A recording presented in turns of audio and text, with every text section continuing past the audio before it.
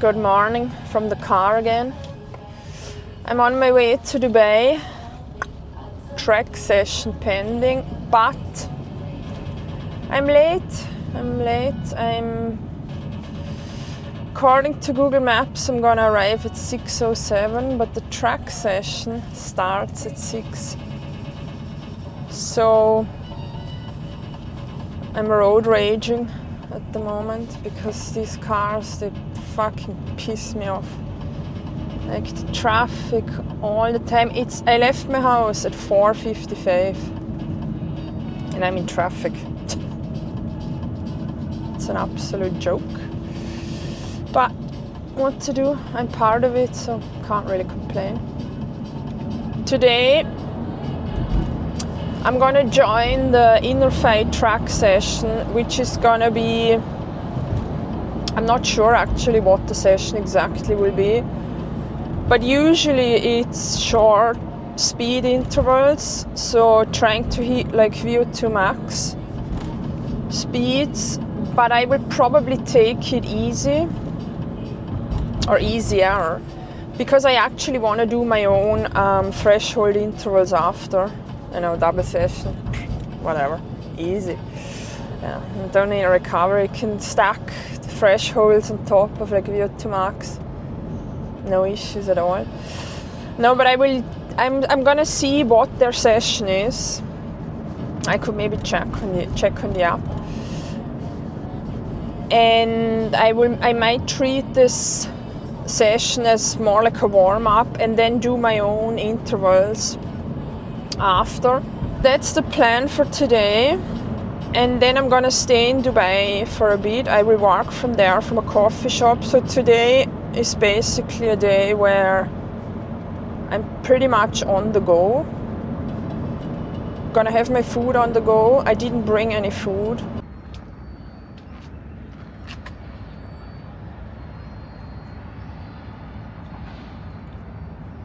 We're on the track now. I've done actually the track session with Inner Fight already. So I treated it as a warm-up because I missed their warm-up because of traffic. So we did 2K at a 10K pace, but I ran it at a 5:30, so an easy pace for me. And then we did around 8 times 400, which I ran with the group at a 5 pace. I have a slight pain in my groin area at the moment. So I've done another warm-up now, just to release the tension a bit. I think my adductors are a bit tight. And yeah, just when you're in marathon prep, you get a different pain everywhere, every week, or some form of niggle. So what I'm gonna do now is I will do another 1K warm-up at an easy pace, and then I'm gonna do 3 times 3K at a 4:30 pace with 2 minutes of easy in between, which I'm gonna be running between a 5:30 and a 6. And that's the session for today. So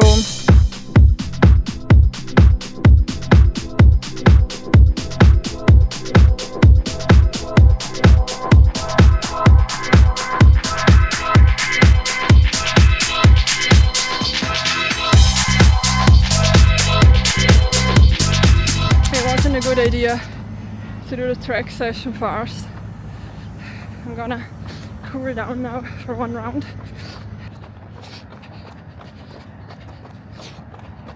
That was tough. I think I'm depleted of energy, just a bit too fatigued to hit these intervals properly. So let me check where I ended up.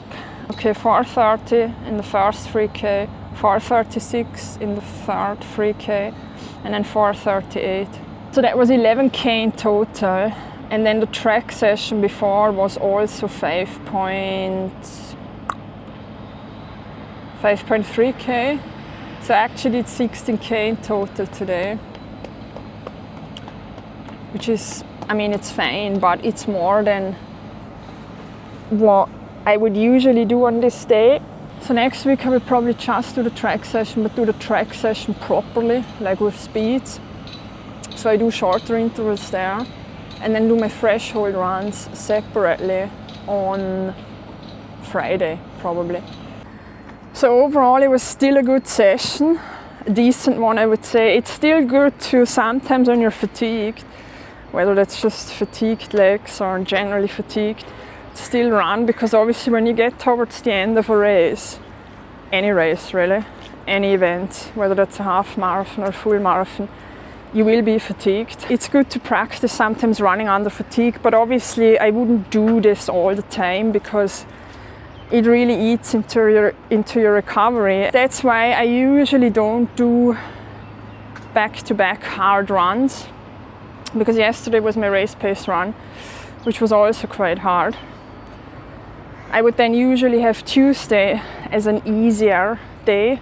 I would try to cool down now a bit and maybe do a bit of foam rolling somewhere here if I can find a spot.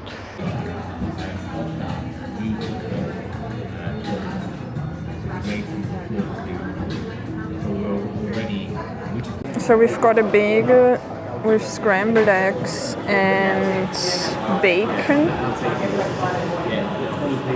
and then a coffee, milk, electrolytes. So I'm getting protein in, some carbs as well. Now obviously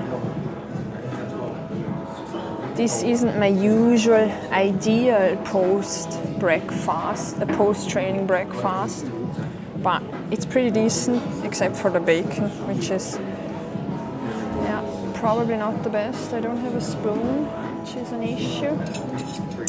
Need a spoon for my coffee. Let's use the fork. Because why not? So for today, because I've actually done quite a lot of running already, I'm on 3,200 calories today. 160-ish protein, 160.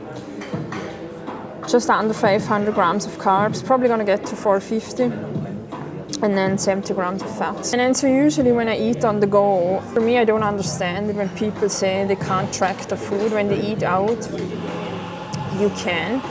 You just need to make an effort to do it. So for example, for this bagel, I would just track all the ingredients separately. It takes like 2 minutes, not even. Because tracking a whole day of food literally takes 5 minutes max. Like, probably even less if you're quick and you eat the same things daily. You just copy it. It's not that hard. But so for this meal, I'm tracking the things separately. So I'm tracking the bagel, a normal bagel, 90 grams. I'm tracking 3 eggs. To be generous, it's probably only 1 or 2 because, let's face it, they're probably saving, cutting costs everywhere. And then beef bacon, I tracked 3 slices, probably fine. And then I also tracked 20 grams of butter, because the eggs are very definitely cooked in butter or in oil. Yeah, so that took me like 30 seconds to do that. And yes, it's not going to be 100% accurate to the gram, but if you're someone who is traveling or sometimes eating out or eating on the go, you still need to know ballpark what you're having, like roughly. Just make sure that you are, at least when you do these things, that you're still roughly on target. And then also, if you do have a fat loss goal, for example, and you know you've been eating out more and you've guessed your food more, and let's say your weight isn't moving, you will know exactly why, because you've tracked probably certain things and guesstimated stuff that probably wasn't quite accurate. But if you don't track it at all, you will not know why your progress might be stagnant. And then of course we're also getting a good old coffee in.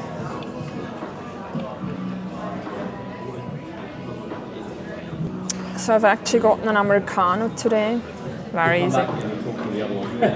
But yeah.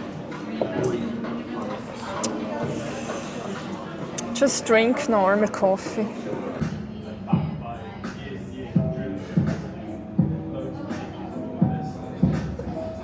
So it's that time of the day again where we sit in the fucking traffic. You know, I would love to road rage, but it's not my car, so let's save that for another day. Always accidents everywhere. I'll be home in 50 minutes and then it's 5 p.m. So I've done pretty much almost a full day in the coffee shop. I had breakfast there, I had lunch there, which was very good. But I also have 2 meals waiting for me at home from the meal prep service. I never cook. I hate cooking. It's a waste of time. When I prep my own food, I eat things that don't really need cooking, really. Yogurt bowls, oat bowls, you know, that kind of stuff. But I'm gonna get home at 5. And then I still have to create something and record something. So I'm finishing the day now and this YouTube. Tomorrow I'm actually gonna record a YouTube on a client case study again, which will already be uploaded once this YouTube is live.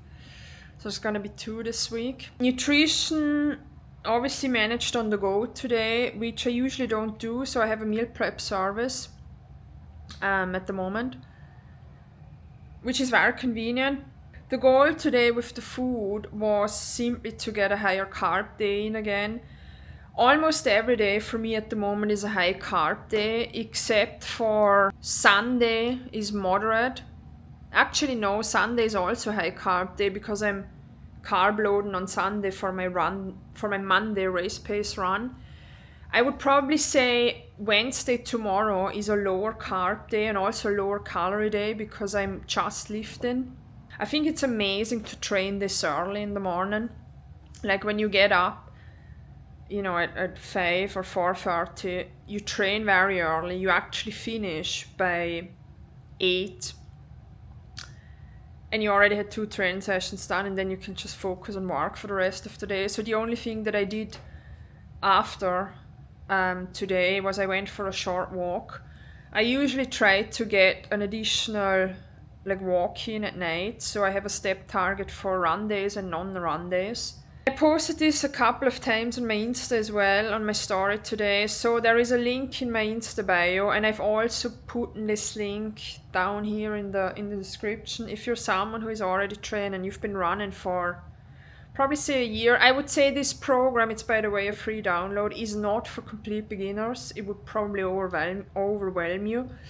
But if you're someone who is already training, either just lifting or you've been lifting and running, and you also want to improve your running and get to a sub 5-minute pace with your running, there is a link down below where you can download a full 12-week program.